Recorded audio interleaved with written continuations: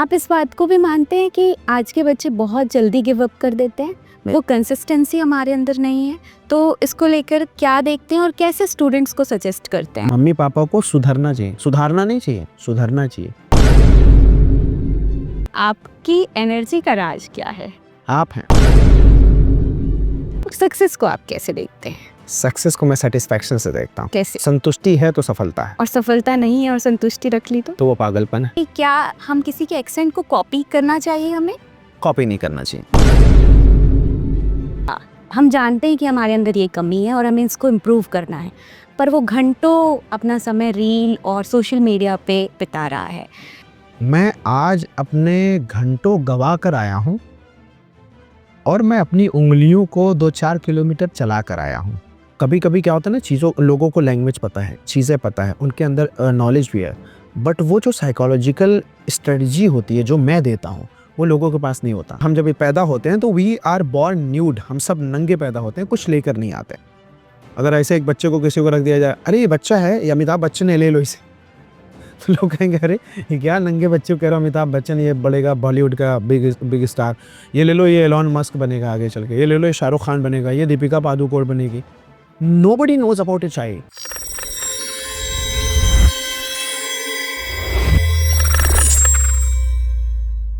नमस्कार, आज के हिंदी पॉडकास्ट की सीरीज में आपका स्वागत है।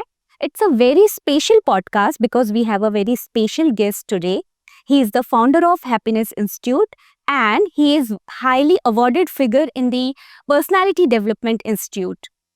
A very young, wonderful and appealing personality, Mohammed Abdullah. Welcome to the podcast, sir, and it's honor to have you today.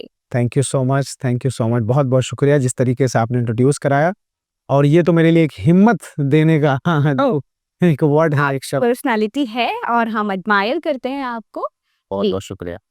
मैं शुरुआत करती हूँ। मैं सबसे पहले ये जानना चाहूँगी, मैंने आपके बारे में काफ़ी रिसर्च किया और मुझे पता चला कि आपने अपने इस हैप्पीनेस इंस्टीट्यूट की शुरुआत महज 13 साल की उम्र में की थी और आप यूपी आजमगढ़ से बिलोंग करते हैं और वहाँ आपने शुरुआत की थी। इतनी कम उम्र में किसी बच्चे को इतनी समझ कहाँ से आई और ये कहाँ से शुरू हुआ ये सफ़र? हाँ, एक तो लाइन है कि मैं तो जानिबे मंजिल की तरफ चला था अकेले, लोग जुड़ते गए, कारवां बनता गया। और दूसरी लाइन मुझे याद आती है कि लोग चलते हुए तो मुझे देखे हैं, मेरे कदमों के छालों को किसी ने नहीं देखा। और आज मेरे प्लेट में सजे हुए भोजन को लोग देख रहे हैं, बट मेरे मुंह से छीने हुए निवाले को किसी ने नहीं देखा। तो आई डू बिलीव कि वो जो जब चीजें होती हैं कि जब आपके पास कुछ नहीं होता, केजीएफ का एक डायलॉग है, खोने को कुछ नहीं है, पाने को पूरी दुनिया है। तो मेरे पास खोने को कुछ था ही नहीं। उस वक्त मैच्योरिटी लेवल इसलिए आया क्योंकि हालात के साथ साथ जज्बा और जज्बे के साथ जुनून, उबलता हुआ खून, और मैंने शुरुआत कर दी हैप्पीनेस इंस्टीट्यूट के। और trust me that time it was like कि चलो एक छोटा सा ट्यूशन शुरू करते हैं। It was not a big dream because 13 साल की उम्र थी, बट उसके बाद मैं 2 से ढाई महीना सिर्फ इंतजार करता रहा, साइकिल से जाते हुए, खोलते हुए, बंद करते हुए, कोई आ जाए, कोई आ जाए, कोई आ जाए, तो मेरा ऐसे निकलता गया। तो ये कितने दिन का सफ़र था जब आपके पास स्टूडेंट्स नहीं थे? ये लगभग 2 से ढाई महीना ऐसा हुआ। फिर एक स्टूडेंट कैसे कैसे करके आया। हाँ, मैंने मतलब पहली बार जब 900 रुपये फीस अपने हाथ में कैश लिया था ना, अच्छा, मजा आ गया था। 900 रुपये आया है, एकदम खुश हो गया था, एक्साइटेड हो गया था। हाँ, लेकिन मैंने उन स्टूडेंट्स को बड़ी जिम्मेदारी के साथ, बड़ी ईमानदारी के साथ पढ़ाया और उससे फिर धीरे धीरे रिजल्ट मुझे मिला। तो मैं ये जानना चाहूँगी कि आपने इसी करियर को क्यों चुना? मतलब आपको क्यों लगा कि इसी फील्ड में जाना चाहिए? आपने शुरुआत में ही बोल दिया, आपने महज 13 साल की उम्र में शुरुआत की थी। महज 13 साल की उम्र में लड़का क्या डिसाइड करेगा, फैसला क्या लेगा? उसके पास फैसले के लिए कुछ था ही नहीं। हम तो यूनिवर्सिटी से जब जो है कि ग्रेजुएट होते हैं, पोस्ट ग्रेजुएट होते हैं, तो हमें ऑप्शन दिए जाते हैं।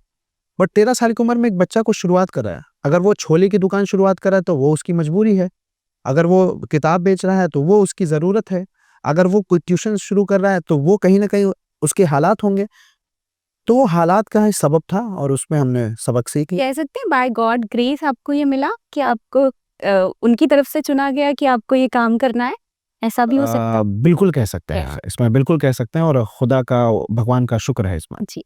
मैं ये जानना चाहूँगी, आपने लगभग आपकी इस पूरी जर्नी को 13 साल पूरे होने को हैं। 13 साल की उम्र में आपने शुरुआत की और 13 साल पूरे होने को हैं। आप इतने बच्चों की, लाखों बच्चों की पर्सनैलिटी को अब तक डेवलप कर चुके हैं। आप एक पर्सनैलिटी को कैसे देखते हैं या पर्सनैलिटी को कैसे डिफाइन करते हैं? मैं पर्सनैलिटी को डिफाइन इस तरीके से करता हूँ, जैसे मैं अगर आपसे पूछूँ आपका नाम क्या है? जी, अंकिता जैन। अंकिता जैन हैं आप। तो क्या अंकिता जैन जैसे लोग होंगे नहीं? बिल्कुल होंगे। अंकिता जैन नाम के लोग होंगे नहीं? नहीं होंगे, सिर्फ़ एक ही यूनिक होगा। नाम अंकिता होंगे, हाँ, राइट। अंकिता जैन है या नहीं है इस दुनिया में? होंगी? और अंकिता जैन जैसा कोई है, इतनी अच्छी मुस्कुराहट किसी की है? नहीं, वो तो सिंगल है, भगवान ने एक ही बनाया है। इतनी अच्छी आवाज़ किसी की है? नहीं। ये जो आपकी मुस्कुराहट है, जो आपकी आवाज़ है, जो आपका अंदाज़ है, यही आपकी क्वालिटी है। मैं जब पैदा हुआ या हम जब पैदा होते हैं तो वी आर बोर्न न्यूड, हम सब नंगे पैदा होते हैं, कुछ लेकर नहीं आते। अगर ऐसे एक बच्चे को किसी को रख दिया जाए, अरे ये बच्चा है, ये अमिताभ बच्चन है, ले लो इसे। तो लोग कहेंगे अरे ये क्या नंगे बच्चे को कह रहा हूँ, अमिताभ बच्चन ये बढ़ेगा बॉलीवुड का बिग बिग स्टार, ये ले लो, ये एलॉन मस्क बनेगा आगे चल के, ये ले लो, ये शाहरुख खान बनेगा, ये दीपिका पादुकोण बनेगी। Nobody knows about a child. तो मैं पर्सनैलिटी को ये समझता हूँ, जब बच्चा ग्रो होता है, बढ़ता है, उसकी उम्र आती है, उसके अंदर जितनी क्वालिटीज़ आती जाती है, उस तरीके से उसकी पर्सनैलिटी डिफाइन की जाती है। कोई विलेन बनता है, कोई हीरो बनता है, कोई एंटरप्रेन्योर बनता है, कोई बिज़नेसमैन बनता है। और बेस्ट पर्सनैलिटी को आप कैसे डिफाइन करते हैं? मैं बेस्ट पर्सनैलिटी को डिफाइन करता हूँ adaptive, good character, good nature, good behaviour, understanding और एम्पैथाइजिंग। ये कुछ मेरे शब्द हैं जो मैं हमेशा लेकर चलता हूँ। तो ये सबके अंदर होने चाहिए? बिल्कुल होने चाहिए, लेकिन इसकी कमी बहुत है। अच्छा। मैं ये जानना चाहूँगी कि क्या पर्सनैलिटी इनबिल्ट होती है या सिर्फ़ डेवलप किया जा सकता है? मैंने अभी बताया एक चीज़ कि पर्सन प्लस क्वालिटी, जब इंसान पैदा होता है तो इंसान आया है बिना किसी चीज़ के, तो पर्सनैलिटी को हमेशा डेवलप किया जाता है। इसीलिए मैंने एक बड़ी प्यारी-सी लाइन पढ़ी थी कि योर फादर और your grandfather does not decide your height. आपके दादा की लंबाई आपकी लंबाई डिसाइड नहीं करेगी। बिल आपकी लंबाई आप खुद डिसाइड करेंगे। मैं बायोलॉजिकल लंबाई की बात नहीं कर रहा हूँ, मैं इस लेवल की लंबाई की बात कर रहा हूँ। मेरे दादा जलेबी बनाते थे, मेरे पापा भी उनके साथ बनाने लगे, मैं भी शुरुआत में बनाने लगा। बट जलेबी बनाते-बनाते मैं वहाँ जलेबी से निकल के और लोगों की जलेबियाँ बनाने लगा, लोगों की कहानियाँ बनाने लगा। तो मुझे ये लगा कि चीज़ें हम अगर अलग करते हैं तो कर सकते हैं। अगर मैं उन चीज़ों को नहीं समझता कि मुझे इससे थोड़ा अलग करना है, तो नहीं कर तो पाए। कहीं न कहीं आप मुझसे आके ये कह रहे होते कि अब्दुल्ला भाई एक काम करो, 1 किलो जलेबी तौल दो, और मैं जलेबी ऐसे तौलता और आपसे ₹200 ले लेता। तो आपको लगता है कि जो भी जिस भी जगह पे हम हैं, अगर हम चाहें तो उसको बदल सकते हैं, या आप उसको 100% मानते हैं? मेरे ख्याल से there is a line, change is the nature of the world. बदलाव इस प्रकृति का नियम है, दुनिया का नियम है, बदलाव ज़रूरी है और हो सकता है। बिल्कुल। मैं एक चीज़ और जानना चाहूँगी कि मैंने आपके स्टूडेंट से बात की और उनका कहना है कि आप इंग्लिश को खेल बना देते हैं। कैसे बनाते हैं? हाँ, ये तो हकीकत है। खेल मैं इसलिए बनाता हूँ क्योंकि मेरा कोई ऐसा कुछ पैटर्न नहीं, कोई सिलेबस नहीं, क्योंकि मैं भारत देश के अंदर मैं देखता हूँ 99.9% जो हमारी इंस्टीट्यूशंस हैं, कोचिंग्स हैं, जो टीचर्स हैं, वो पढ़ाने का उनका अलग पैटर्न है। शीला खाना पकाती है, शीला खाना नहीं पकाती, क्या शीला खाना पकाती है, क्या शीला खाना नहीं पकाती है। अब वो कहते हैं हम तुम्हें इंग्लिश बोलना सिखा देंगे। तो क्या आप हमारे ऑडियंस को बताएँगे कि आपका पैटर्न कैसा है? मेरा पैटर्न है कि hello how do you feel? Okay tell me you look so beautiful what is the reason behind this? Oh are you excited? Interested? You look very exciting. मैं आपके बारे में आपसे बात करूँगा। Oh you didn't come yesterday where were you? कल कहाँ थे आप? आप आए नहीं, मैं आपका इंतज़ार कर रहा था। तो मैं इस लेवल पे बात करता हूँ जो प्रेज़ेंट लेवल है, जो आपसे मैं बात करूँ। शीला खाना पकाती है, राजू स्कूल जा रहा है। तो जो बच्चा इंग्लिश नहीं जानता हाँ। है, क्या वो आपके इन जवाबों का आंसर दे पाएगा? इन सवालों का बिल्कुल जवाब दे पाएगा क्योंकि मेरा सवाल बड़ा एक तरीके से डायनामिक होता है। मैं लोगों को ना उत्साह उत्साह देता हूँ, एक्साइटमेंट देता हूँ। Oh! Are you excited? Yes, I am हाँ, excited. Yes. Are you interested? Yes, of course. सामने वाला लगता है हाँ, कुछ मेरे बारे में बात मेरे कर बारे रही में है। हो रही है, तो उसको अच्छा लगता है बोलना। क्या लगता है आपको कि आज की जो जनरेशन है, स्पेशली जो रूरल एरिया से आ रही है या फिर जिनको वैसा बैकग्राउंड नहीं मिल पाया है, क्या हम उनकी पर्सनालिटी को एनहांस कर लेंगे, कर सकते हैं? और किन-किन एस्पेक्ट्स पे आप काम करते हैं? बेशक। मेरे घर के बाहर कितना कितना गहरा गड्ढा है, आप उससे मेरे गड्ढे की गहराई से मुझे उस गड्ढे में मत डालिए। हम अक्सर गाँव के जब बात आती है तो हम बोलते हैं बहुत पिछड़ा हुआ है। तो उस पिछड़े हुए माइंडसेट की वजह से क्या आप हर गाँव के बच्चे को ये कहेंगे कि वो कभी आगे बढ़ ही नहीं सकता? मेरे द्वार पे गड्ढा है, मैं उसको पाट कर उसमें मिट्टी डाल के मैं उसको बराबर कर सकता हूँ। तो सेम वे अगर मैं गाँव से हूँ, मैं गाँव से आया शहर के अंदर, मैं शहर के अंदर पढ़ा रहा हूँ। जवाहरलाल नेहरू यूनिवर्सिटी, दिल्ली यूनिवर्सिटी और उसके बाद जो है Indira Gandhi national open university, Banaras Hindu university, Aligarh Muslim university, ये सारी यूनिवर्सिटीज़ मेरा कभी सपना हुआ करता था कि मैं इसके गेट पे जाऊँ और वहाँ के स्टूडेंट्स मुझसे पढ़ रहे हैं। और मैंने आईएएस कभी सोचा था कि आईएएस कोई एग्ज़ाम होता है और मैंने 2 इंटरव्यू निकलवा दिया। तो मैं सोचता हूँ मैं गाँव से आया, मैं शहर में कर सकता हूँ, तो व्हाई नॉट अदर्स? दूसरे क्यों नहीं कर सकते? बिल्कुल किया जा तो सकता ये बात बिल्कुल सच है कि गाँव के बच्चे के अंदर एक अलग ही कैलिबर होता है, जुनून होता है। है। बिल्कुल, ये बात आप भी मानते हैं? बिल्कुल होता है। और उनकी पर्सनैलिटी पे काम किया जा सकता है। बिल्कुल किया जा किया सकता है। जा सकता है। एक लाइन याद आ रही है, बर्फ को पानी बनने में वक़्त लगता है, ढले हुए सूरज को निकलने में वक़्त लगता है। थोड़ा धैर्य रखो, थोड़ा ज़ोर लगाओ। ये जो गरीबी है, जो किस्मत के जंग लगे दरवाज़े को खुलने में थोड़ा वक़्त लगता है। तो गाँव के बच्चों पे थोड़ा वक़्त लगता है, बट मज़ेदार हो जाते हैं वो।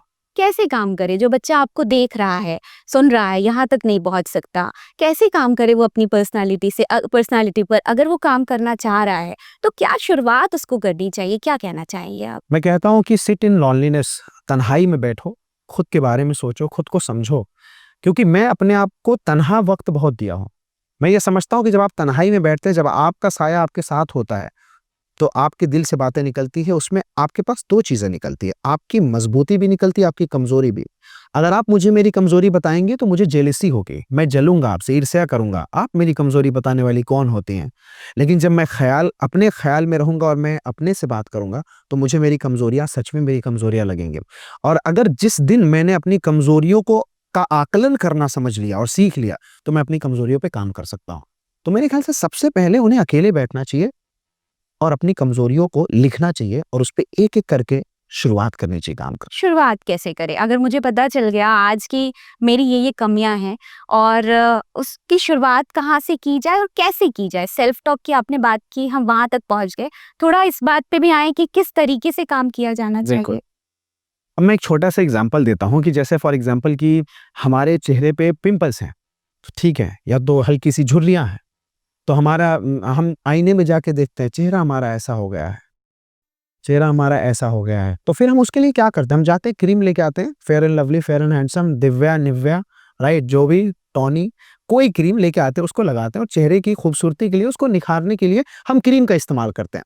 उसी तरीके से आपके अंदर जो खामियाँ हैं, कमियाँ हैं, उसके लिए भी क्रीम बनाई गई है।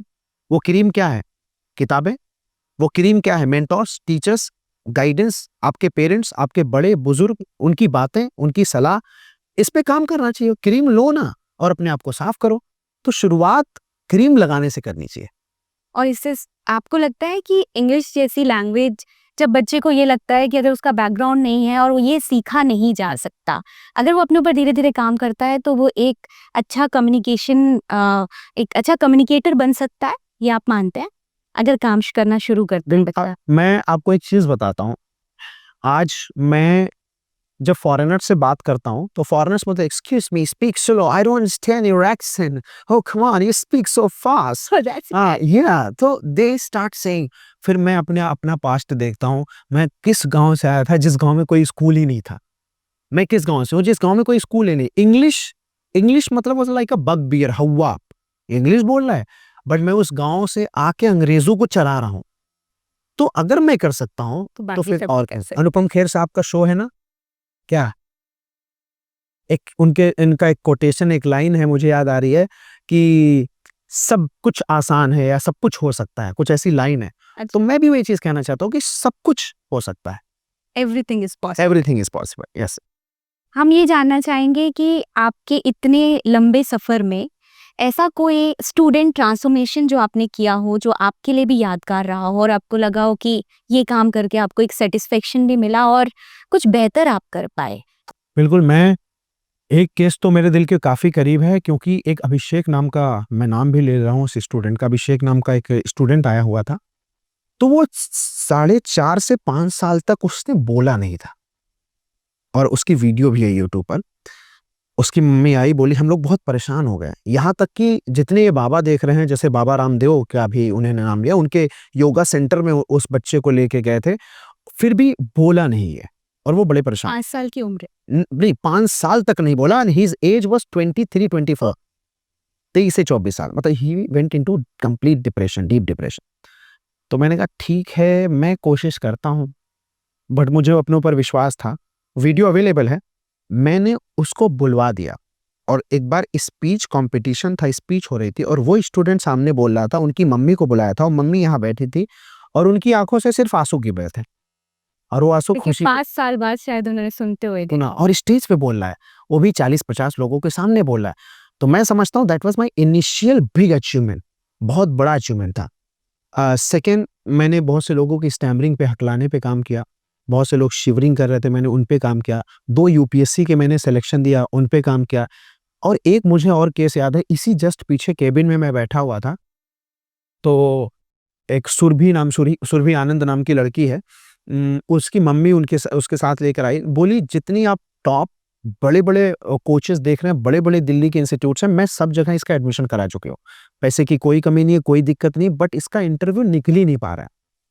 तो मैंने कहा कि तो मैं थोड़ा ऐसे ही हूँ, यार कोई बात नहीं, मैं निकलवाऊँगा ना, मैं ऐसे ही बोल देता हूँ। तो कभी-कभी लोगों को हल्का भी लगता हूँ, यार ये सीरियस नहीं कैसे ले कर रहा, हाँ, पाएँगे? कैसे कर पाएँगे, छोटा-सा है।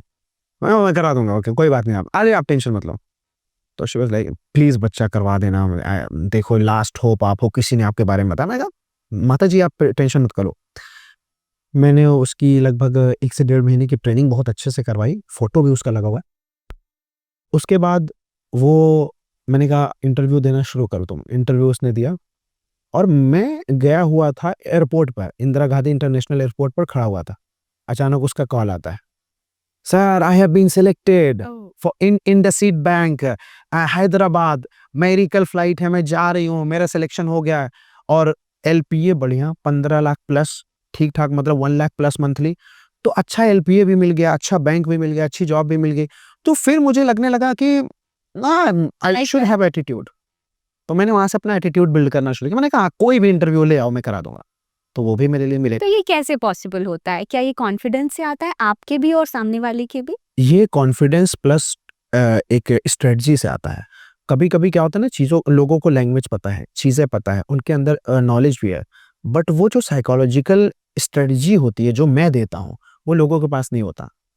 मैं मतलब हमेशा टेक्निकल से ज़्यादा मैं पर्सनैलिटी पे फ़ोकस करता हूँ। टेक्निकल अगर मैं आपसे पूछूँ कि डब्ल्यूडब्ल्यूई की शुरुआत किसने की? तो अगर आपको नाम पता है टिम बर्नर्स-ली ने की। यूट्यूब के फादर का नाम बना दीजिए, तो आप बता देंगे अब्राहम, ये वो थे। गूगल के जो है कि आप बता देंगे। द पॉइंट इज़ दैट कि ये डेटा है, ये फैक्ट है। अगर आप नहीं भी बताती तो मैं आपसे बोल दूँगा जाके पढ़ लीजिएगा। अगर मैं आपसे कहूँ कि बताइए कि अगर आपकी मम्मी डेथ बेड पे हैं और आपकी जो आप जॉब में हैं, अब हालात में इसमें चुनिए आप क्या कैसे करेंगे? चुनेंगे? जी। फँस जाएँगे आप। आप बताइए कि अगर मैं आपकी सैलरी अचानक 2 महीने की गायब करके और गरीब बच्चों में बाँट दूँ तो आप क्या करेंगे? आपकी ऑफ़िस अगर भैंस के तबेले के पास दी जाए तो आप क्या करेंगे? ऑफ़िस ऑफ़िस माइक्रोसॉफ्ट की है लेकिन भैंस के तबेले के पास है, आप क्या करेंगी? अब आप जवाब जैसा देंगे मेरा डिसाइड वैसा हो डिसीज़न वैसा होगा। परिस्थितियों से लड़ना भी कहीं न कहीं आप सिखा रहे हो। बिल्कुल। बिल्कुल। क्या आपको ऐसा नहीं लगता कि आज के टाइम पे इतना कॉम्पिटिशन बढ़ गया है और बच्चा अपने आप को बेहतर बनाने की कोशिश भी कर रहा है, लगातार काम कर रहा है अपनी सारे स्किल्स पे, फिर भी कहीं न कहीं वो पीछे है और डिप्रेशन और एंग्ज़ायटी का भी शिकार हो रहा है। इसको किस तरीके से देखते हैं और कैसे काम करे बच्चा अपने ऊपर? इसमें कुछ लाइन मुझे याद आ रही है कि खामियाँ मुझ में बहुत है, मैं उसको तलाशना चाहता हूँ। कमियाँ मुझ में बहुत है, मैं उसको निखार के तराशना चाहता हूँ। अब जो खामियाँ हैं, जो कमियाँ हैं वो आपकी है और उसपे नहीं काम कौन करेगा? आप करेंगे। आप कॉम्पिटिशन के अंदर हैं या कॉम्पिटिशन के बाहर हैं, दोनों में आपका नुकसान है। आपकी लाइफ में कॉम्पिटिशन होना ही नहीं चाहिए। मैं यहाँ इंस्टीट्यूट चला रहा हूँ, मैं कोचिंग चला रहा हूँ। आज तक अगर मेरी ज़ुबान से कोई सुन लिया हो, पूरी लाइफ में मेरी ज़ुबान से कोई सुन लिया हो कि मेरा इनसे कॉम्पिटिशन है। ऐसा करो, ये वाला बैनर इधर लगा दो, पोस्टर इधर लगा दो, प्रचार कर दो, ये कर दो, वो कर दो, वो वाले इंस्टीट्यूट से कॉम्पिटिशन करना है, ये वाले से करना है। कुछ अच्छी चीजें किसी को होती है तो मैं कहता हूँ थोड़ा ये पैटर्न करके अपना देख लो, अच्छे से कर लो। तो I don't believe that we should just put our mind into the competition, because the moment, जैसे मेरा अगर मेरे दिमाग में कहीं से आता है, कहीं अंकिता मैम मुझसे अच्छा पॉडकास्ट ना करने लगे, कहीं अंकिता मैम मुझसे अच्छा ना बोलने लगे, कहीं इनकी फैन फॉलोइंग ज्यादा ना हो जाए, तो मैं आपसे डरने लगूंगा। और जैसे जिस मोमेंट में मैं आपसे डरा, मैं गिरा, मैं खत्म, मैं गया। कंपटीशन खुद से होना चाहिए, खुद से। खुद से होना चाहिए। हाँ, मैं आज स्टार हूँ, कल सुपरस्टार हूँ। अपने आप को, अपने कॉन्फिडेंस को डेवलप करने के लिए भी आप क्या सजेस्ट करते हैं? कॉन्फिडेंस डेवलप करने के लिए मेरे ख्याल से सबसे पहले हमें जो एक होता है एक्सटर्नल चीजें, जो दिखावे वाली चीज होती है इंटरनल चीजें। इंटरनली हमें अपने खुद पर काम करना चाहिए, एक्सटर्नली हमें वही चीज दिखानी चाहिए जो हमारी स्ट्रेंथ है। आप हिंदी अच्छा बोलती हैं, आप हिंदी में मुझसे बात कर रही हैं, मैं सेम टाइम आपको कह दूं इंग्लिश में पॉडकास्ट करिए, तो आप थोड़ा सा झिझकेंगे। क्यों? क्योंकि आपकी हिंदी स्ट्रेंथ है, आपको हिंदी में दिखाना ज्यादा अच्छा लग रहा है। सेम वे हर इंसान को अपनी स्ट्रेंथ पहचाननी चाहिए और उसको पहले वही दिखाना चाहिए। अब मैं आपको एक चीज बताता हूं कि मैं था वहां पे, कश्मीर में था, आई वॉज इन कश्मीर। तो वो जो नाव नाव होती है ना, उसको वहां पे वो बोलते हैं शिकारा, शिकारा बोलते हैं। तो शिकारा चचा चला रहे थे और इधर देख रहे हैं, उधर देख रहे हैं, फिर कुछ अपना काम भी कर रहे हैं, चला रहे हैं। बोला चचा how are you this much expert, आप एक्सपर्ट इतना कैसे मैनेज कर रहे हैं, फिर वो कुछ ले भी रहे हैं। तो उन्होंने कहा कि मैं 22 साल से यही चला रहा हूँ, 22 साल से यही काम कर रहा हूँ। तो 22 साल का एक्सपीरियंस, उनकी स्ट्रेंथ, और वो वही दिखा रहे हैं जो उनकी स्ट्रेंथ है। आप इस बात को भी मानते हैं कि आज के बच्चे बहुत जल्दी गिव अप कर देते हैं, वो कंसिस्टेंसी हमारे अंदर नहीं है, तो इसको लेकर क्या देखते हैं और कैसे स्टूडेंट्स को सजेस्ट करते हैं? मम्मी पापा को सुधरना चाहिए, मम्मी पापा को मम्मी पापा को सुधरना चाहिए, सुधारना नहीं चाहिए, सुधरना चाहिए। अब आपको ये लाइन बड़ी अजीब सी लगेगी, ये क्या, मैं तो बच्चों के बारे में बात कर रहा हूँ, मम्मी पापा।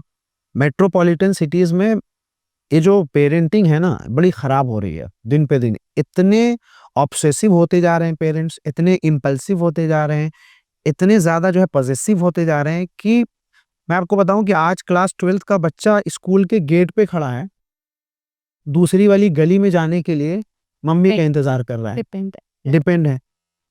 उसके बाद उस बच्चे को जैसे ही कोई चैलेंज लाइफ में मिलेगा, एंजाइटी उसको आ जाएगी। लाइफ में जब वो घर जाने का चैलेंज नहीं स्वीकार कर पाया, तो लाइफ में जॉब करने का, जॉब फेलियर का, गालियों का, बॉस की उल्टी सीधी बातों का वो स्वीकार कर पाएगा? मुझे इसी बात से एक बात याद आ रही है जो मेरी मम्मी ने मुझसे कही थी कि शायद अगर हम छोटे बच्चे को चलना ही ना सिखाएं, अपने गोद में ही रखे रहें, तो फिर शायद वो कभी नहीं चल पाएगा। पहले वो घुटने के बल चलता है और फिर जब वो खड़ा होकर चलता है तो कई बार गिरता है। तो शायद ये बात उससे बहुत रिलेट करती है। बहुत अच्छी बात है। ये बताइए आपकी मम्मी ने तब सिखा दिया। इस पे एक लाइन मुझे याद आ रही कि मैं गिरता रहूंगा, संभलता रहूंगा, फिर से उठकर ख्वाब नए बुनता रहूंगा। तो मुझे उठना आता है। तो आपको अगर मैं कहूँ कि आप अपनी पर्सनालिटी को एक शब्द में बताएं तो आप क्या कहेंगे? अडेप्टिव। कैसे अडेप्टिव? मैं अगर गोवा की बीच पे खड़ा हूं, तो मैं वही हूं जो गोवा की बीच मांग रही है। मैं पॉडकास्ट कर रहा हूं अंकिता मैम के साथ, तो मैं वही कर रहा हूं जो अंकिता मैम चाह रही हैं। मैं समझता हूं कि मेरी पर्सनैलिटी ऐसी अडेप्टिव पर्सनैलिटी है कि मैं चीज़ों से भागता नहीं हूं। मैं जब बाइक चलाता हूं तो पूरा झूम बराबर रहता हूं, मस्त एकदम। गाना कोई बजा दो तो मैं डांस करने लगता हूं, मस्त एकदम। लेकिन कोई सीरियस इंसान जैसे ही आके मेरे सामने बैठता है तो मैं एकदम सीरियस हो जाता हूं और अच्छी बातें करने लगता हूं। एक्सेप्टेंस बोल सकते हैं हम इसको? कह सकता हूं, एक्सेप्टेंस सारी सिचुएशंस को एक्सेप्ट करना। हाँ बिल्कुल कह सकते हैं। इसको एक्सेप्ट करना ही एक वेलकम नेचर होता है, और घमंड नहीं करना चाहिए, बट वो मेरा है। क्योंकि आज की जो जेनजी जनरेशन है, उसमें ये सबसे बड़ी प्रॉब्लम है कि जो चीज़ हमें अच्छी लगती है वो तो हम करते हैं, बट जो अच्छी नहीं लगती वो हम बिल्कुल भी नहीं करते। तो ये एक रिजिड नेचर होगा। मेरे ख्याल से खराब क्या है इस दुनिया में, आप बताइए। सबके अपने अपने पर्सपेक्टिव है। पर्सपेक्टिव्स हैं। तो अगर मैं मान लीजिए मैं कह रहा हूँ कि अंकिता मैम से मुझे बात करने में बहुत अच्छा लग रहा है, दूसरे इंसान से अच्छा नहीं लग रहा है, तो इसमें गलती किसकी है? आपकी। अगर मुझे कुछ भी चीजें खराब लग रही है जो सच में अच्छी बनाई गई है, तो गलती उसमें चीजों की थोड़ी ना भगवान की है। और इससे हमारा लर्निंग स्किल्स भी कहीं ना कहीं बैरियर बनती है। बिल्कुल बैरियर बन रहा है, और ये बहुत बड़ी वीकनेस है, बड़ी कमजोरी है, इसको खत्म करना चाहिए। मैंने जितना आपके बारे में पढ़ा, जाना, ये भी समझा कि आपने कई अवार्ड अपने नाम किए हैं और किस तरीके से आप अवार्ड को देखते हैं और कौन-सा अवार्ड आपके दिल को छूता है? अवार्ड अवार्ड अवार्ड की बात अगर की जाए तो मुझे लगता है कि अवार्ड्स तो मिले हैं और मिलते रहेंगे, बट सबसे बड़ा अवार्ड है, जो शख्स मेरी ज़िंदगी में आया वो अवार्ड है मेरे दादा। वो सबसे बड़ा अवार्ड है, क्योंकि अगर वो ना होते तो मैं यहाँ ना होता। उनकी एक लाइन मुझे याद आती है कि जब कभी हम लोग को बड़ी दिक्कत हुआ करती थी तो खेत वगैरह थे, तो मैंने कहा कि खेत बेच के मुझे बोलेरो दिला दो। मैं चलाऊँगा, सवारी पैसेंजर इधर-उधर ले जाऊँगा, पैसे कमाऊँगा। तो उन्होंने एक लाइन स्ट्रेट फॉरवर्ड लाइन बोली, औकात हो तो ले लेना। उस वक़्त तो मुझे इतना हर्ट की कि मैं अपने दादा से बात नहीं किया कई दिन तक, बड़ा परेशान रहा, बड़ा गुस्से में आया। आज मैं इस सोफ़े पर बैठ के ये चीज़ रियलाइज़ कर रहा हूँ कि जो लाइन उन्होंने बोली थी, वो लाइन मेरी ज़िंदगी की सबसे बड़ी लाइन थी। और व्हाटएवर आई एम, जो कुछ मैं हूँ, कोई अवार्ड, बड़े-बड़े अवार्ड मिले मुझे कोई फ़र्क नहीं पड़ता और ना मैं बहुत बहुत ज़्यादा उसके लिए एक्साइटेड रहता हूँ।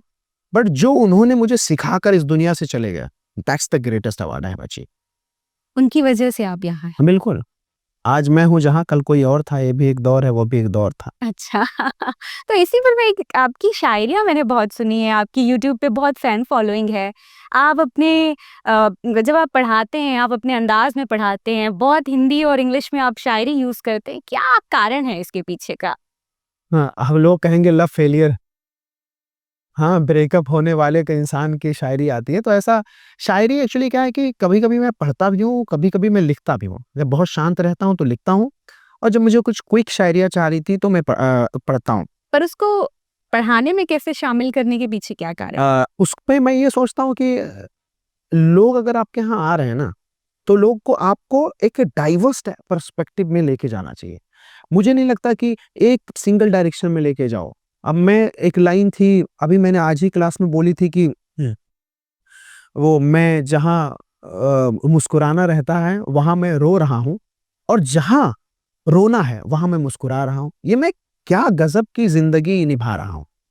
और अभी-अभी मैं शमशान घाट या कब्रिस्तान के जनाज़े से आया हूँ और मैं न कपड़े बदल कर शादी में जा रहा हूँ। तो अब ये लाइनें, अब ये समझी जाए तो बहुत बड़ी लाइन है और ना समझी जाए बहुत तो गहराई है। बहुत गहराई है इसमें। सिर्फ़ 2 लाइन से आप एक बहुत बड़ा संदेश बहुत ही कम समय में अपनी शायरी से आप दे सकते हैं। कबीरदास उस वक़्त बैठ के कह दिए थे कि कनक कनक ते सौ गुनी मादकता अधिकाय, एक खा के बौराए और एक पा के बौराए। तो कनक कनक 2 मतलब हो गया। काल करे सो आज कर, आज करे सो अब, पल में परलय होई बहुरी करोगे कब। अब ये भी एक कबीरदास ने उस वक़्त बोल तो दिया। क्या आप स्टूडेंट्स को सीख देना चाहते हैं या फिर आप क्लास को मज़ेदार बनाना चाहते हैं? दोनों है। मुझे लगता है मज़ेदार होगी तभी सीखेंगे। अच्छा। हाँ, तो कहीं न कहीं वो फन क्रिएट करते हैं, बिल्कुल। कोई वो ताकि क्लास सीरियस मोड पे ना जाए और पढ़ाई बोझ ना लगे, ये भी एक कारण है? अब मैं समझता हूँ कि जैसे मैं अभी आपको बता रहा हूँ, जैसे मान लीजिए कि आप हैं, मुझे कोई सीरियस बातें समझा रही है, तो मैं आपको 10 मिनट सुनूँगा। क्लास होता है 2 घंटे का और 2 घंटा एंगेज रखना है। 2 घंटा मतलब 120 मिनट, बहुत लंबा टाइम होता है। मूवी में कितनी क्लिपिंग आती है, कितने सीन्स आते हैं, तो मूवी इंटरेस्टिंग लगती है। तो मैं ये ना मूवी की तरह क्लास बनाता हूँ। जैसे मैं अब बीच-बीच में बोल देता हूँ कि छम-छम करके आई, छम-छम करके चली गई, मैं सिंदूर लेके खड़ा रहा और राखी बाँध के चली गई। अच्छा। हाँ, मतलब ऐसे कुछ ऐसे मैं करता रहता हूँ, हाँ। एक था कि आँखों में नमी थी, विटामिन सी की कमी थी, जिससे मैंने सारी रात बात की, वो मेरी गर्लफ्रेंड की मम्मी थी। तो ऐसे मैं चुटकुले मारता रहता हूँ। आज मैंने आपकी क्लास देखी, हुँ। आप डिफरेंट एक्सेंट पे काम कर रहे जी। थे।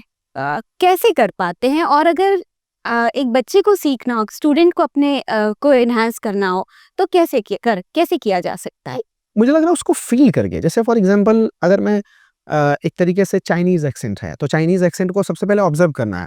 "你好吗？看我下我" वो जैसे बोल रहे हैं, ये क्या मैं उनको ऑब्ज़र्व कर पा रहा हूँ? अमेरिकन है, "Yeah, that's very good dog. Alright, that's fine. I just wanna do something very special." Right? अब वो रशियन एक्सेंट है, "I want a glass of water and it's very nice to meet you actually, right? You look so beautiful today." तो अब वो चीज़ें feel करना बहुत ज़रूरी है। इंडियन एक्सेंट है, because I want to say that it's very good. तो फ़ील करना ज़रूर, मैं फ़ील करता हूँ, मैं एक्सेंट सीखा थोड़ी ना हूँ, सिखा रहा हूँ।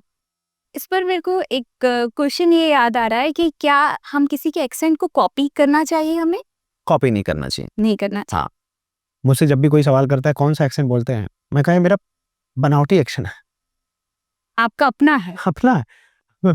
आज तक अंग्रेज नहीं बता पाए हमारा एक्सेंट बोल रहा है। मैं कहा कोई कॉपीराइट है ही नहीं इस पे, मेरा खुद का है। हम खुद ही क्रिएट कर सकते हैं। और मुझे तो लगता है कि इंडियंस जब इंग्लिश बोलते हैं तो वो बहुत अच्छी इंग्लिश। बहुत अच्छी बोलते हैं। आप इस बात को मानते हैं? बिल्कुल, जैसे मैं बोलता हूँ। तो बोलकर बता दीजिए फिर। Yeah, so I just want to say that it's a very good moment that Ankita ma'am is sitting with me, and it's amazing. So I feel very blessed and very happy. It's my privilege to be the part of this amazing podcast, and she's really a great host. I could say that the way she asked questions, it was really fascinating for me. Oh, that's great and thank you for that. Thank you so much. Success को आप कैसे देखते हैं? Success को मैं satisfaction से देखता हूँ। कैसे? संतुष्टि है तो सफलता है, और सफलता नहीं है और संतुष्टि रख ली तो वो पागलपन है। कैसे बैलेंस करें? इसको बैलेंस इस तरीके से किया जाए कि मैं एक रिक्शे वाले से कभी भी आप पूछिए तो भले से होता है ऐसे, हाँ रिक्शे वाला बड़ा खुश रहते हैं, बड़े संतुष्ट रहते हैं। उनके घर में कोई बेचारा अगर बीमार पड़ जाता है तो दवा के लाने के लिए लाले पड़ जाते हैं, मैं वही आने वाली थी। है ना? अगर वो सेटिस्फाइड हो जाए तो फिर तो वो आगे नहीं बढ़ नहीं बढ़ पाएगा, तो वो सेटिस्फाइड है ही नहीं, वो सेटिस्फाइड है ही नहीं। अब वो अपनी सेटिस्फैक्शन ढूंढने के लिए रिक्शे से ऑटो लेता है, ई रिक्शा लेता है, फिर बस चलाता है, और वो सेटिस्फैक्शन ढूंढता चला जाता है, उसको कभी मिलती नहीं। इसलिए सक्सेस कभी मिलती ही नहीं इंसान को। जब तक वो सेटिस्फाइड नहीं होगा, सक्सेसफुल होगा नहीं, और सेटिस्फाइड कभी हो ही नहीं सकता, और सक्सेसफुल भी इंसान कभी नहीं हो सकता। एक लाइन है बड़ी प्यारी सी इंग्लिश में, there are many rooms to achieve but no room to take rest. बड़े कमरे हैं पाने के लिए, कोई कमरा आराम करने के लिए नहीं है। तो लगातार लगे रहना है, यही सक्सेस है, यही सक्सेस है, रुकना नहीं है। और क्या। अभी मैं 13 साल से पढ़ा रहा हूँ, मैं चाहता तो अपने स्टूडेंट से, अपने टीचर से पढ़वा के अपना कहीं केबिन में बैठा होता आराम से, और ठीक ठाक चीजें चलती, लेकिन मैं तो अभी तक पढ़ा रहा हूँ, और 12 घंटा एकदम लगातार। कोई ये नहीं कह सकता अरे भाई Abdullah sir are you sleeping, सो रहे हो क्या, थक गए क्या? अरे थकेंगे हम कैसे? मैं वही आने वाली हूँ कि आपकी एनर्जी का राज क्या है? आप हैं, मैं इसको डिफाइन कर रहा हूँ, मैं इसको थोड़ा क्विक बोला हूँ, बड़ा रैंडम बोला हूँ। आप हैं, आप से ये मेरा मतलब है, ये जितने लोग हैं, मैं आपको समझता हूँ, ये जितने लोग हैं, स्टूडेंट्स हैं, वो मेरी एनर्जी का राज है, क्योंकि वो मुझे देख रहे हैं, वो अप्रिसिएट कर रहे हैं, राइट। और वो कहीं ना कहीं मेरी जिम्मेदारी है उनको चीजें पहुंचाना उन तक, और अपडेट रहना। तो आप है मेरे एनर्जी का राज। तो आप ये मानते हैं सुबह उठकर कि मुझे लाखों बच्चों को मोटिवेट करना है, मुझे अपनी बात पहुंचानी है, और आपकी एक पूरी स्ट्रेटेजी होती है कि आपको पूरे दिन का कोई स्ट्रेटजी नहीं होती, कोई ना स्ट्रेटेजी कोई प्लानिंग है, ना कोई स्ट्रेटजी, ना कोई टाइम टेबल है। दिल का राजा हूँ, दिमाग से थोड़ा सा अलग हूँ। तो क्या 24 घंटे काम करना जरूरी समझते हैं? जब तक मजा आया, मजा जब तक मुझे आता है करता हूँ, नहीं मजा आता तो बाहर भाग जाता हूँ, ज्यादा मजा नहीं आता तो कहीं दिल्ली से बाहर भाग जाता हूँ। तो क्या आप अपनी डेली रूटीन को शेयर करना चाहेंगे? सुबह 7 बजे उठना, थोड़ा सा डंबल उठाना, उसके बाद नहाना, फिर यहाँ चले आना, और फिर यहाँ से रूटीन स्टार्ट हो जाती है। फिर यहाँ से 11 बजे गए, खा गए, सो गए। वर्क ही आपका पैशन है, लव है, सब कुछ है। लाइफ पार्टनर अच्छा, अभी तक। बहुत प्यार करते हैं आप अपने काम से, बहुत मजा आती है, अच्छा लगता तो मजे करते हुए काम करना ज्यादा बेहतर होता है।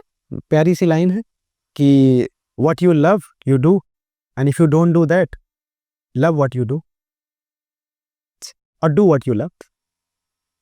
और प्राइज है ही नहीं। शायद ये हम सबको फॉलो करनी चाहिए अपने, बिल्कुल। अभी आप हमारे साथ पॉडकास्ट कर रही हैं, आपको अच्छा लग रहा है, इसलिए कर रहे। इसलिए कर रहे हैं। हमें आपका तो जवाब, हर किसी के पास ये ऑप्शंस नहीं है कि जिसको जो अच्छा लगे वो वही कर पाए, तो फिर उसमें कैसे खुश रहे? है ऑप्शंस, वो बना नहीं पा रहा है, वो बना नहीं पा रहा है। जैसे मुझे सिंगिंग का बड़ा ऑप्शन था, अब मेरे पास एक तो सब कुछ छोड़ के मैं वहां जाता, इंडियन आइडल में, कहीं सारेगामापा में, वो मैं ऑडिशन देने जाता। मैं खुद का स्टेज बनाऊंगा और खुद गाऊंगा, और मेरे लाखों फैन सुनेंगे। तो इस बात पर मैं ये भी जानना चाहूंगी कि कई बार बच्चा पैशन में और कहीं ना कहीं एक करियर में कंफ्यूजन होता है, कैसे इसको बैलेंस कर सकता है? क्योंकि पेरेंट्स नहीं चाहते कि आप अपने पैशन को फॉलो करें। कई बार ऐसा होता है कि क्योंकि उसमें वो बाद में स्टेबिलिटी नहीं है, तो एज अ मेंटर आप क्या सजेस्ट करते हो? मेरे ख्याल से पेरेंट्स भी अपनी जगह सही सोचते हैं। पेरेंट्स हमारे कभी किसी के माँ-बाप गलत नहीं होते हैं। पेरेंट्स क्या है कि अपने देखिए पेरेंट्स जब भी सोचेंगे 50 साल पहले और 50 साल पहले पैशन था ही नहीं। वो अपनी ये सोच के अपनी ही सोच नहीं। खेत में हम गेहूँ बोते थे, पैशन है? गेहूँ बोना किसी का पैशन हो सकता है? गेहूँ इसलिए बो रहे हैं, खाना है, रोटी खाना है, चावल बो रहे हैं, खाना है। तो पॉइंट इज़ दैट कि हमारे 50 साल पहले हमारे पेरेंट्स इसलिए पैशन को नहीं जानते हैं या नहीं समझते हैं क्योंकि उनकी लाइफ में पैशन था ही नहीं। आज से 50 साल पहले ये दिल्ली भी गाँव हुआ करता था। और आज दिल्ली में हम लोग हैं लेकिन हमारे पेरेंट्स अभी भी गाँव में। अब उनको हम कहेंगे कि excuse me I want to be a singer, guitarist बनना है मुझे। हर 2000 की खरीद के लाके बजाना है इधर घर पे। क्या गिटारिस्ट क्या बनना है? उनको नहीं वो चीज़ दिख रही है। मैं कह रहा हूँ कि मैं एक दिन बॉलीवुड में जाऊँगा, एक्टर और एक्ट्रेस के साथ बातें होंगी मेरी, मैं फ़िल्मों में आऊँगा। क्या पागल जैसी बात कर रहे हैं? अरे तुम्हारे दादा कभी गए ही नहीं तो तुम कहाँ से जाओगे? दादा नहीं गए इसीलिए तो मैं जाऊँगा। तो पैशन फॉलो करना चाहिए। बिल्कुल करना चाहिए एंड आई फॉलो दैट और you are also following that. आप पैशन फॉलो के लिए छत्तीसगढ़ से यहाँ चली आई। यहाँ चलिए। एक जाते-जाते एक प्रश्न मेरा ये है आपसे कि आज की जो जनरेशन है उसका बहुत ज़्यादा समय मोबाइल में बीत रहा है। ये क्वेश्चन छूट ना जाए इसलिए मैं इसको ज़रूर शामिल करना चाहूँगी। कहीं न कहीं वो स्किल्स पे काम नहीं हो रहा। हम जानते हैं कि हमारे अंदर ये कमी है और हमें इसको इम्प्रूव करना है। पर वो घंटों अपना समय रील और सोशल मीडिया पे बिता रहा है। क्या ये वाक़ई में नुकसान कर रहा है उसको और कैसे इससे निकले? क्योंकि हर कोई निकलना भी चाहता है। कैसे इसको आप देखते हैं? मैं एक लाइन बनाता हूँ अपने दिमाग से सोच के।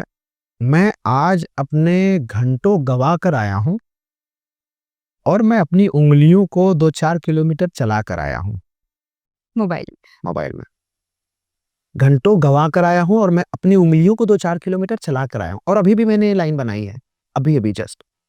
तो पॉइंट इज़ दैट कि जब उँगलियाँ चलेंगी, दिमाग लेटा हुआ होगा, शरीर लेटा हुआ होगा और आप शरीर से भी जाएँगे, दिमाग से भी जाएँगे, आँखें भी जाएगी आपकी, सब कुछ खत्म हो जाएगा। और ये मैं सलाह दे रहा हूँ। तो मैं सलाह देने के लायक भी इसीलिए नहीं हूँ, क्योंकि मेरी भी आँखें कहीं न कहीं घंटे 2 घंटे मोबाइल पे चली ही जाती हैं।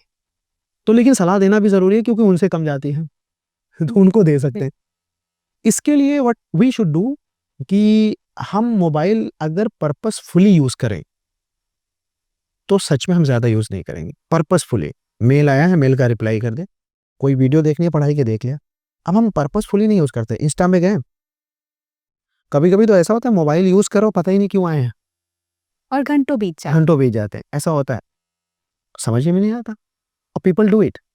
आपको सुनते-सुनते रहेंगे, जब आपसे बोर हो जाएँगे तो मोबाइल निकाल ही लेंगे। पता नहीं क्या कर रहे हैं, कुछ समझ ही नहीं आ रहा। तो हमें बड़ा एक्टिवेटेड होना चाहिए। यूथ को क्या मैसेज देना चाहेंगे? यूथ को यही मैसेज है कि अंकिता मैम की बात सही से सुनी जाए, अंकिता मैम के सवाल सही से सुने जाएँ और दूसरी चीज़ यूथ के लिए ये मैसेज है कि यूथ को थोड़ा बैलेंस्ड होना पड़ेगा। मेरे ख्याल से आजकल ना बहुत ज़्यादा जो है वो है बड़ा रिजेक्टिंग मोड में यूथ आ गया है और वो रिजेक्टिंग मोड की वजह से उसकी हर चीज़ें कमज़ोर हो रही है। ऐसे मान लो प्यार किया, 1 ही महीने बाद ब्रेकअप हो गया। सब कुछ में वो ऐसे ही होता जा रहा है, रिजेक्टिंग मोड में है। मतलब कोई फ़र्क नहीं पड़ता पुंदा, वही वाली बात हो गई। तो वो जो है कि कोई ऑफेंड हो गया, कोई दिक्कत नहीं। मम्मी बेचारी बीमार है, कोई दिक्कत नहीं।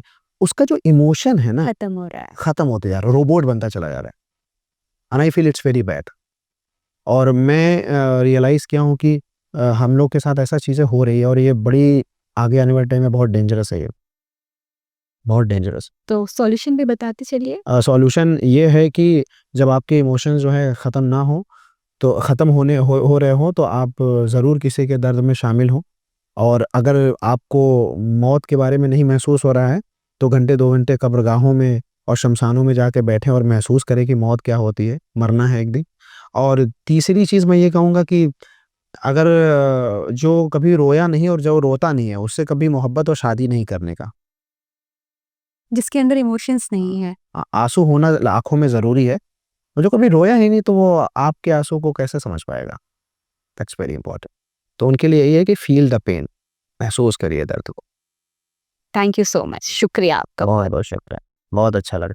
मुझे लगता है कि आज के पॉडकास्ट से हम सब ने काफ़ी कुछ सीखा है। मैंने तो सीखा ही है और उम्मीद करती हूँ कि आपने भी सीखा होगा।